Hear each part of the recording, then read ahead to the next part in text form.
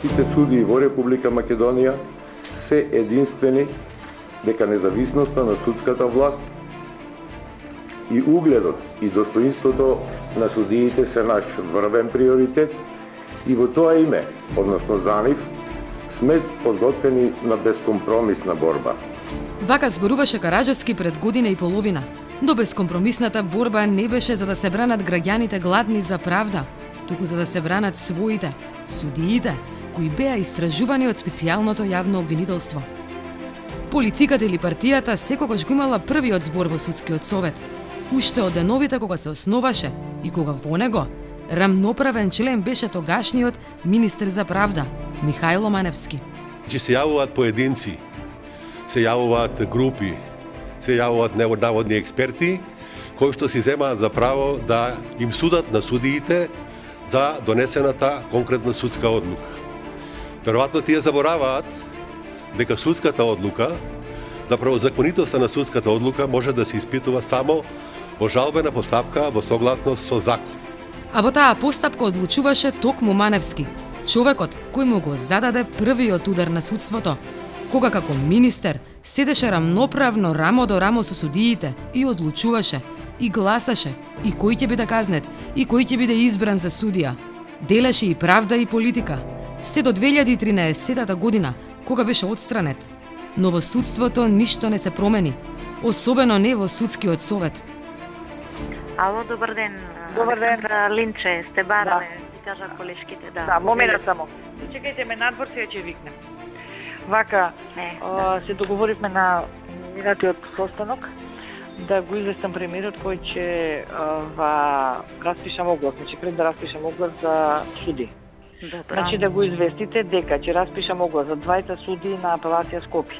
Александра Зафировска пак не се прослави по заложбите граѓаните да добијат правда, туку како судијката од партиското тефтерче или од бомбите на СДСМ. Во нив таа и реферираше на секретарката на премиерот Груевски за слободните позиции и огласите за судии. А освен што на партија ди помагала да мести судии, Зафировска одела дотаму што кроела и партиски списоци за стручните кадри во судовите со Јанкуловски и Мијалков.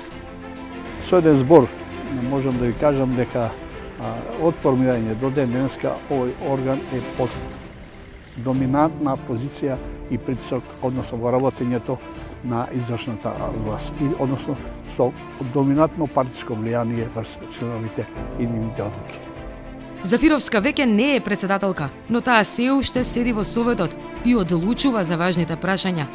Во владата пак уште и дуи, луѓе кои исто така ги чувме во бомбите, како договараат судски и обвинителски позиции со партнерот Никола Груевски. А нивниот министер е оној кој треба да дели правда се уште.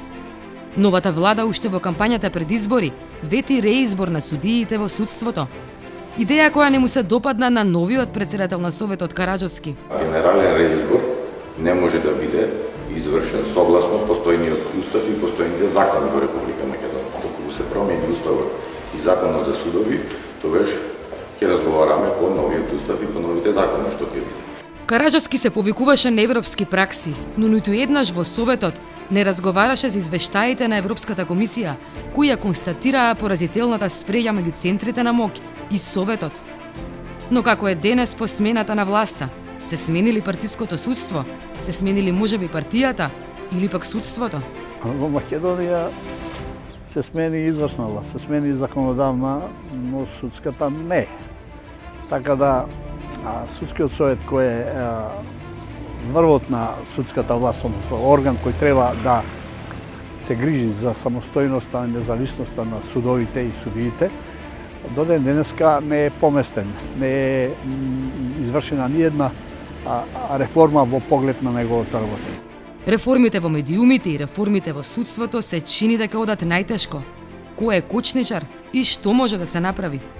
Не исполнета уставната надлежност од Собранијата на Република Македонија, од законодавецот, значи уште во амандманите од 2005 година кога се усвоени, во амандманот 28, став 8, е точно наведено дека со закон ќе се определи основот и постапката за престанок на функцијата на членовите и за разрешување на членовите на судскиот совет. Меѓутоа, Законите овие речиси 13 години кога се носени, во ниту еден закон никогаш не е предвидено точно кои се основите и постапката за разрешување на членовите, нели, на судскиот совет. Додека да почнат реформите, на критичарите им останува да критикуваат, на судиите да почнат да почитуваат заклетвата, а на власта да се убеди со коалициониот партнер за суштински и итни реформи во судството.